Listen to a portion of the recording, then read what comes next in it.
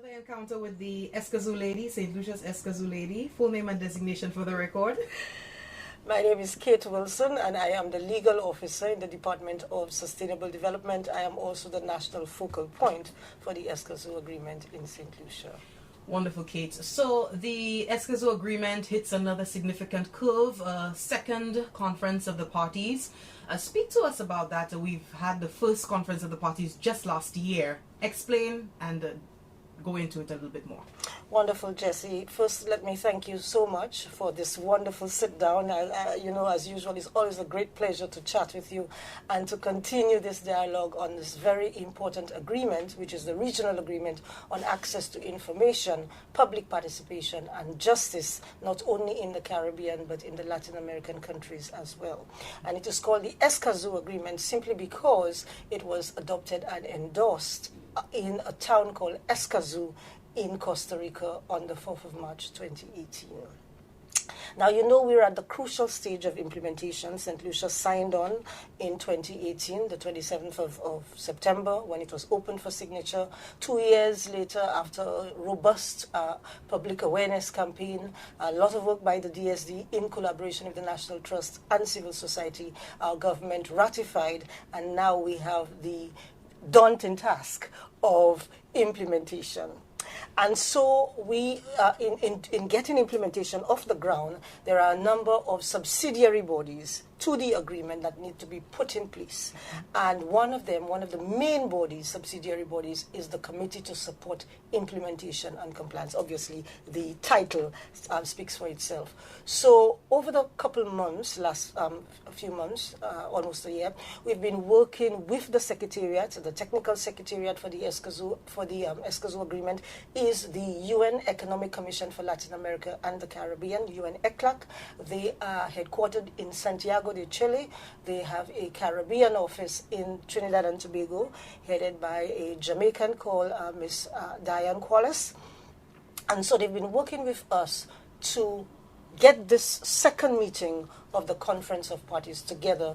And the main purpose of that second meeting, which is an extraordinary meeting, and I'll explain that in a moment, is to elect the members to sit on that committee, a very, very important committee. Okay, wonderful. And so tell us what we can expect in terms of the outcomes, the expectations of this committee.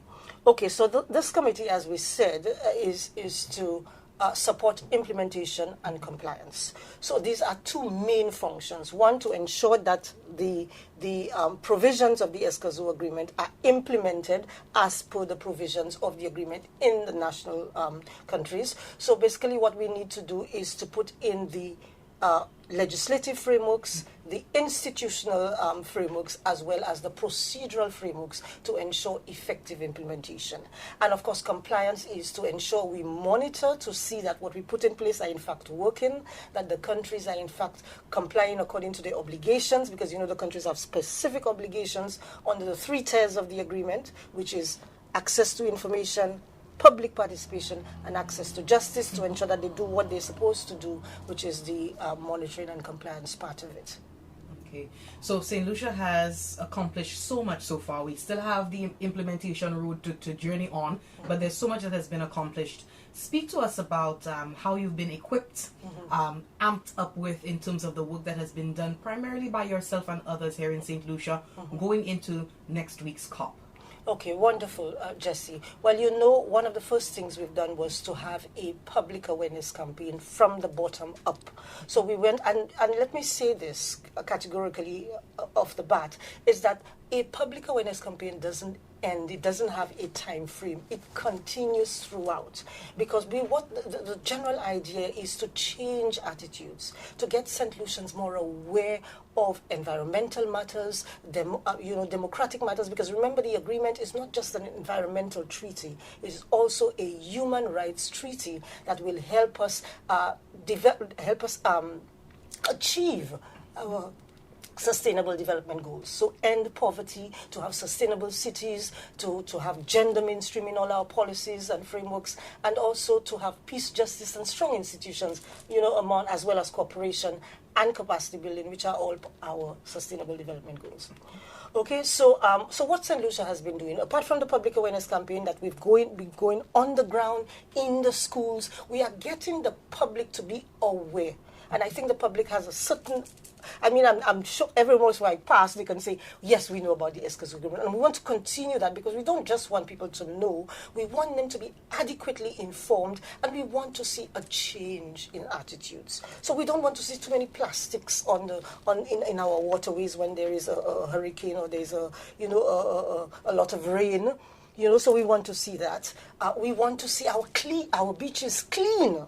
We want to ensure that we can get access to an environmental impact assessment when there's a project going on in our community that may affect the health or the environment. So we've done that. One of the most important things is the establishment of the environmental information systems. So we've had that, the NEIS. Of course, we need to further develop that. So that is, we're working on that. Thankfully, through the OECS Commission, the OECS Commission has signed an MOU, Memorandum of Understanding, for 3 years with ECLAC, the Technical Secretariat, for what is called an enhanced program of action for the implementation of the Escazú Agreement. So we have gone to ECLAC, to Santiago, and I'm sure if you go on YouTube, you will see videos that show where we've done, in collaboration with the Statistics Department, we have done capacity building to develop environmental indicators. So we work closely with the OECS Commission so that we ensure that we have proper data and statistics for our policy and decision making. So it's evidence-based now. So that is another very important thing that we've done. Recently, I came back from Santiago, the PS and myself, Mrs. Anita Montut, for a planning meeting where we looked at how to restructure the Public Service Commission, the public service, in terms of open government, how we are good, the theories of open government. So that's another thing that St. Lucia has put so many since 2015, the structures that have been put in place to ensure greater democracy, to ensure greater transparency and accountability under this whole process of open government. So that's another achievement. The other thing that we've done is we worked closely with countries like Uruguay and Argentina on a working group to develop the rules for the structure and functioning of this committee that we are going to be electing at the COP. And those rules were approved. You'd recall I presented those rules on behalf of St. Lucia and the other countries, that working group, at the first COP, and they were approved. So with those rules in place, now we want to ensure that we have proper representation on that committee. And so the COP is going to be seeing the election of 7 candidates on next week when we begin. So that's another achievement. And there's so much that can be said, Jesse. Of course, we are not there yet. We have to continue the process, and we have been working closely with Jamaican lawyer, Mrs. Danielle Andrade, to develop a roadmap for implementation. And just earlier this week, you recall that we had an informal session with her, as well as officials from the ECLAC Secretariat. We had Mr. David Barrio Lamarche, and we had Miss Maria Andrea Sanhuza, who presented on behalf of the Secretariat why the roadmap, why it is important to have such a roadmap, because it's not just for St. Lucia that the roadmap is being developed. The roadmap is also being developed for all the countries that have thus ratified, and is open, of course, to all 33 countries that are part of the LAC region. With all of the information that you are bringing to the COP this week, all of the updates, everything that St. Lucia has been able to accomplish on its own in terms of moving towards implementation phase, as well as part of the greater grouping of the Escazú Agreement. Speak to us about how you are proceeding to COP next week.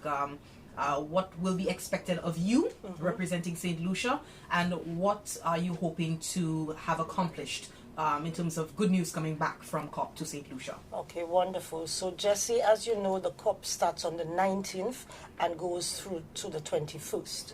So, on the first day, which is the 19th, we will have a meeting of presiding officers, of which St. Lucia is one. It sits in the vice chair position. And we've been doing tremendous work with the Escazú Secretariat as presiding officers to first send out the call, what we did is way back in September, we sent out a call, and you recall I worked closely with you on that to make sure that it was published throughout, and it was sent to retired judges and to persons in the legal profession, the call for nominations to sit on that committee. We got 47 nominations from the region. We had to take it down. We sat and we consulted. We made sure that we did our due diligence, because those persons had to be persons of high moral standing, persons who had legal background. There was a criteria, set criteria, and who had knowledge in terms of access rights, knowledge and experience. So we had to do and they also had to be independent of the judiciary, the legislature, and the executive. So we had to do all of that. Then we had to consult with the elected representatives of the public. And finally, we took it down to about 27. Then we had to take it down again to 10. So now we have 10, and out of that 10, we need to get down to the final 7. So that's one of the things that I will be doing, which is why I have been granted instruments of full powers from the Office of the Prime Minister and the Ministry of External Affairs, and we want to thank them for their prompt assistance in that regard, because without that sort of authorization, we would not be able to vote. And voting is very, very important, which is the main objective of this second COP. And let me say there, whilst I have it in my head, it is an extraordinary meeting. What do we mean by that? Ordinary meetings of the Conference of Parties are usually held every 2 years, but extraordinary meetings are held whenever there is a need. If the chair and the body of the Conference of the Parties believe that there are outstanding matters that need to be done, or preliminary matters that need to be done or attended to before further work, like, for example, we need to have that body in place before we can actually implement. They can call. They have the ability to call a meeting whenever it is necessary and appropriate, and that is why it is extraordinary. So we are having this meeting specifically to elect the members of the committee. Of course, there will be other matters that will, because of course we want to have a holistic meeting. As you would recall, there was the first forum on human rights defenders, which was held in November in Ecuador. Remember, I was off in Quito, and so we have the report from that. So that report will be presented. The ESCAZO Secretariat has also developed a wonderful tool to assist countries in the implementation process, and they will be launching the implementation guide. It is a wonderful, wonderful publication. There's so much information there, not just for students, but for practitioners. And I'm sure at some stage we'll discuss it. But if you go on the ECLAC website, you will see a copy of that guide. But it will be launched there. The other thing is St. Lucia, apart from being at the presiding officers meeting, on the Thursday, which is the second day, the 20th of April, there is a session on regional consultations. And what does that mean? It means that each country will be given the opportunity, well, not each country, but selected countries that have already started on the roadmap will be given the opportunity to report on what has been done so far and the gaps and, where they are going in terms of that. So I will be presenting on behalf of St. Lucia the work that we've been doing with Ms. Andrade Goff, the consultant, in terms of the roadmap, and of course giving them a holistic view of where we're at in terms, and of course telling them the gaps that we need to fill in and what sort of assistance we would need from the Secretariat. So that in a nutshell is St. Lucia's individual role, but in terms of the regional role, of course, we will be participating in the side events. There are 20 to 24 side events that are going to be held, all on the theme of the ESCAZO agreement. So we will be involved in this as well. And of course, there will be special sessions wherein officials from different conventions, like the Minamata Convention, the Aarhus Convention, which is a convention similar to the ESCAZO agreement, the officials who have sat on the compliance committee, because most of these agreements have a committee to support implementation and compliance. So they will be exchanging ideas in terms of the experience and the expertise, so that the new members who are coming into this ESCAZO compliance committee can have some idea of what to expect and how to move along. along. So that's basically it in a nutshell. Of course, Jesse, there are lots of other things that will happen in between, and we will keep you abreast as we go along. Wonderful. You've already outlined the expected role of St. Lucia going into this extraordinary COP. Speak to us about where St. Lucia stands as compared to other parties, particularly in the sub-region, as it pertains to meeting the obligations of this agreement. Okay, so St. Lucia is, together with Antigua and Barbuda, we are moving ahead a little, maybe quicker than other countries. And of course, the Escazú Agreement speaks to helping other countries. Like when you have reached a certain stage, you move back and you help your brothers along the way. So we have developed, that is Antigua and Barbuda and St. Lucia have teamed up together to assist. We went into Grenada, we went into Dominica to assist them with their mobilization efforts. We also work closely with Belize to ensure that they will mobilize their efforts and their public awareness and capacity building towards ratification. And we are so very thankful that to date, Grenada has ratified, Belize has ratified, and we are keeping our fingers crossed that our dear sister Dominica will join us very quickly. So that is one of the things that we are happy about. The other thing, Jesse, is that we are looking towards, as I said, we are looking towards putting the structures in place. What we have done before is, you recall last year there was with Miss Takesha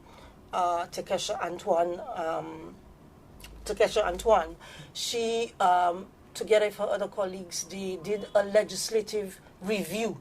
They looked at, and it was with assistance from the World Resources Institute. They chose 3 countries, and St. Lucia was one of them, to look at our legislative and procedural and policy frameworks to see how it fits into the Escazú Agreement. So we've already done that. And again, now we are working with Ms. Andrade, who has done an update on that to make sure that, and they've made some very, very important recommendations. Of course, the consultant is not yet completed, so I don't want to go into all of the nitty-gritty that she's done because she has not formally presented the document which will be published by the ECLAC.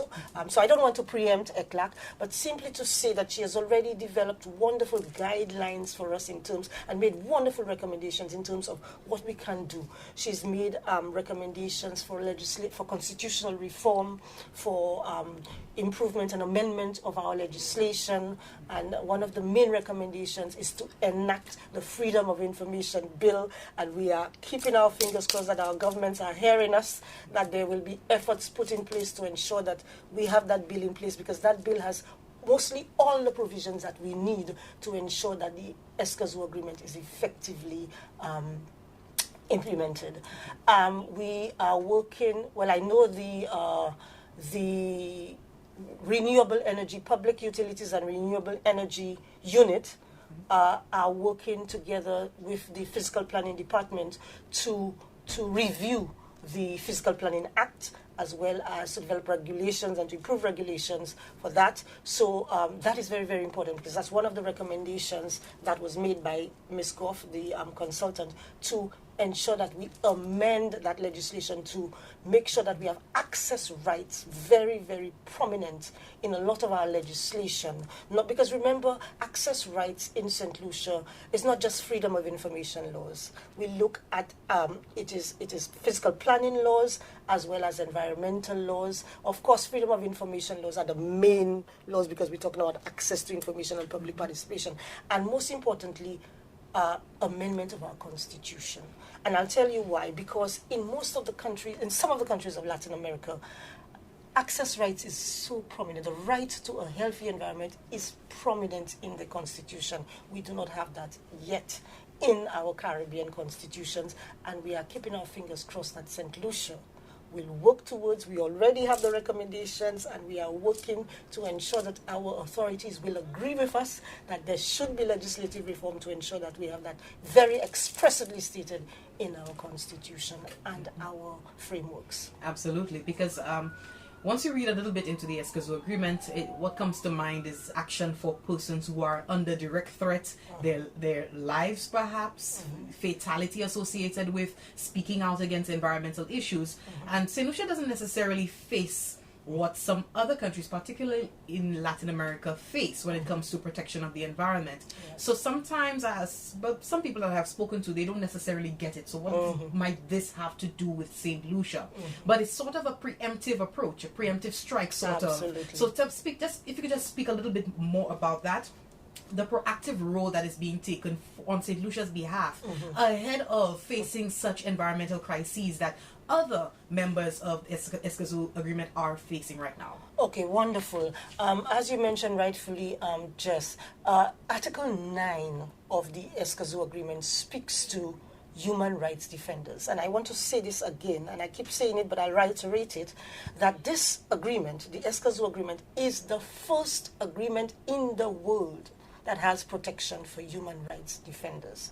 In Article 9 of the agreement, and I am imploring people, I keep saying this, I keep asking St. Lucians to go on the ECLAC website or just go on YouTube, go on the web, download a copy of the agreement and become familiar with it. Get to know the provisions of the agreement. So Article 9 speaks to, it has specific obligations, 3 major obligations that the state parties need to do, to put in place vis-a-vis human rights defenders. You have to ensure that, one, they are protected when they are advocating for the environment, that they are not arbitrarily, like the police cannot just come and shoot them or run them down because they are advocating for a cause, that there is protection for them. As you rightfully said, even though we are not killed or we have not reached that stage yet in the Caribbean, it is tremendously difficult for persons in the Latin American countries, in Honduras, in Costa Rica, in Brazil. So we are working together to put those structures in place. And thankfully, that roadmap that is being developed for St. Lucia has recommendations on what the measures that we can put in place to ensure that these provisions are taken care of. So very soon, Jesse, we will be speaking to you again once the as I said, that document has been formally delivered to us. We will be speaking to the public a little more about it and making it a public document. But for so far, it's not yet. It's still in process. So we cannot go into the nitty-gritty of it.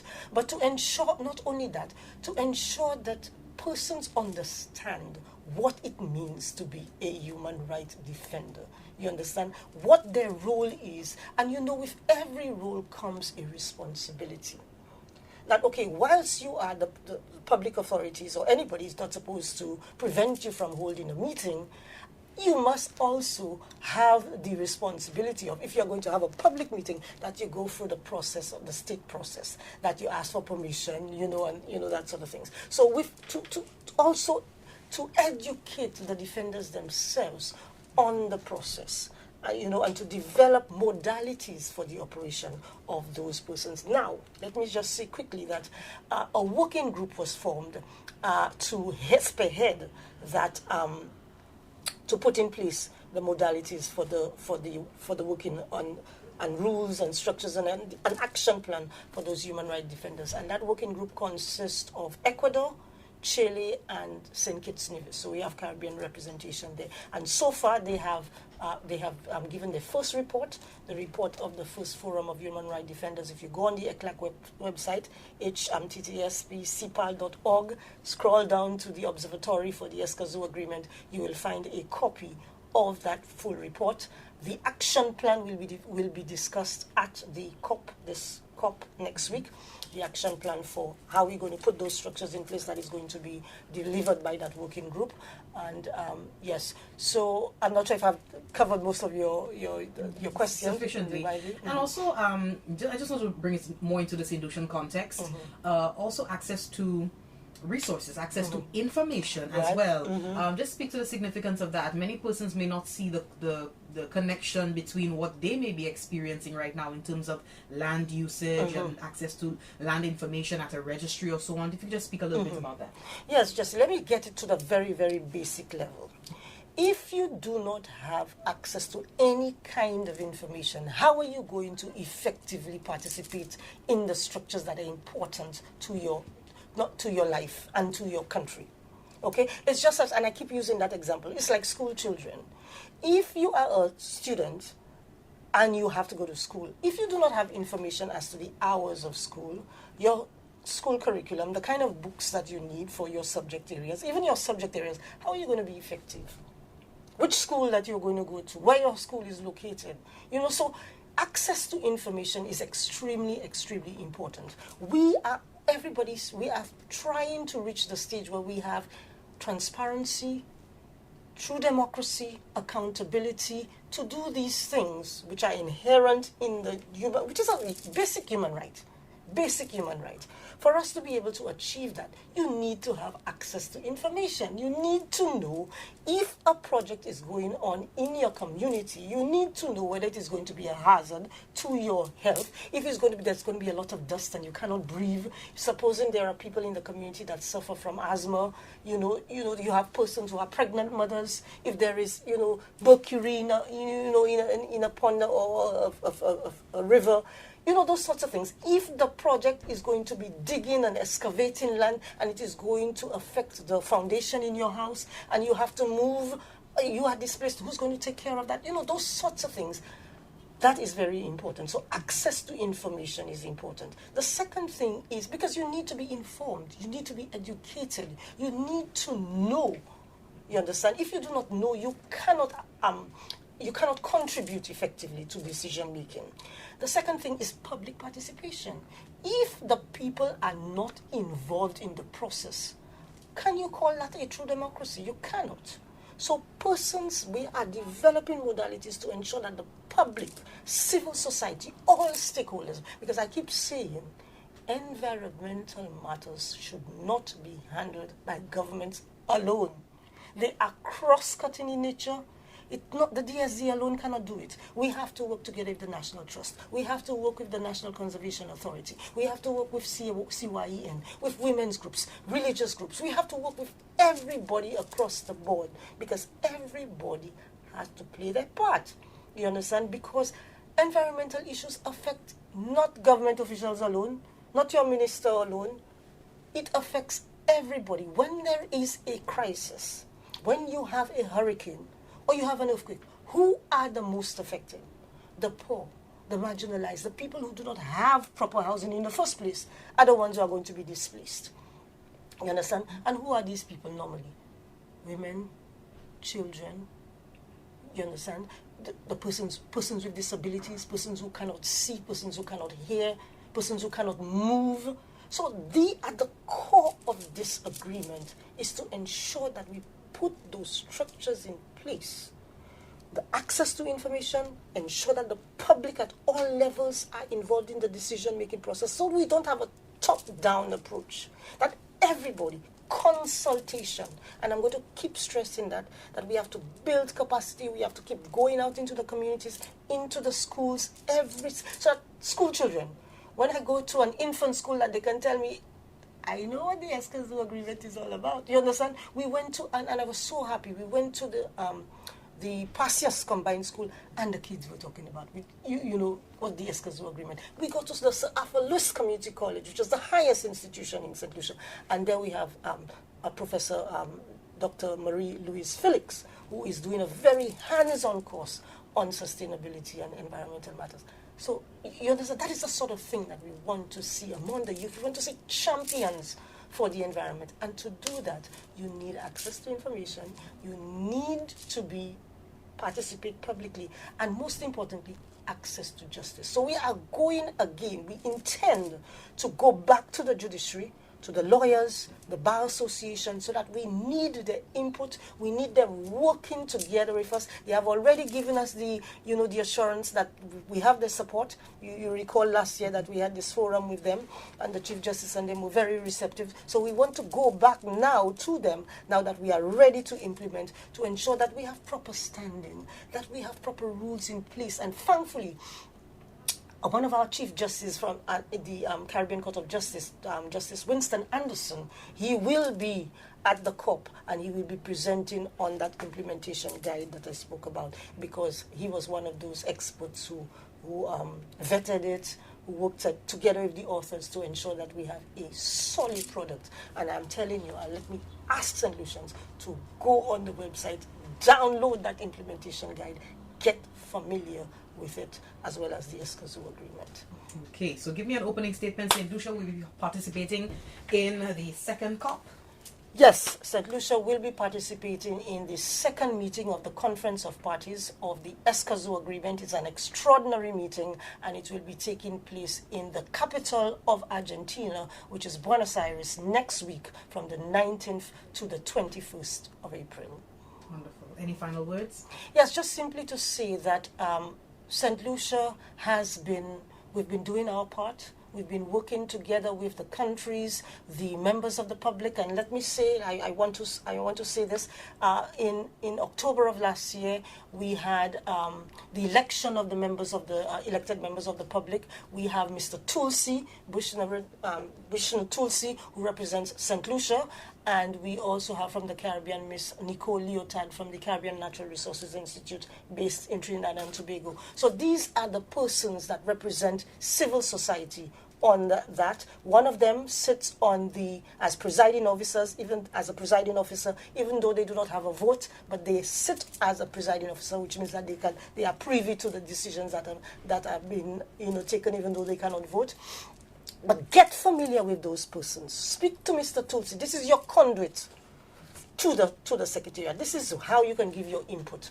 When Mr. Tulsi calls a meeting, go and listen, so you can tell him what is it that you would like to see as a member of the public. Through, of course, you have to become a member of the regional public mechanism to do that. And Mr. Tulsi, I'm sure, will discuss that with the public during his meetings. So I just want to say in conclusion, Jesse, to say let us all work together, because that is when the work really starts. We are putting the structures in place. Now we have the fund. We are trying to get the fund up and running now. As I told you, there will be a report on that at COP. We have the committee in place. We have the action plan for the Human Rights Defenders coming. So things are beginning to take shape now. So we want St. Lucians to come on board. One of the most progressive countries in the Caribbean, in my opinion, is Antigua and Barbuda. And Antigua and Barbuda has been working together with us, and I'm telling you, there's so much gusto that Belize is joining us, Trinidad and Tobago is joining us, the Bahamas is joining us. So let us St. Lucians put our shoulder to the wheel. This agreement is ours. It was forged by the people. It is the first agreement under the auspices of ECLAC regional agreement that deals with environmental matters. Let us make it a reality. Let us ensure that implementation is effective, is appropriate, so that we can say, yes, this is something that we've done, we've created for our people, and it is working. So thank you, Jesse. Thank you, Kate. Stay tuned.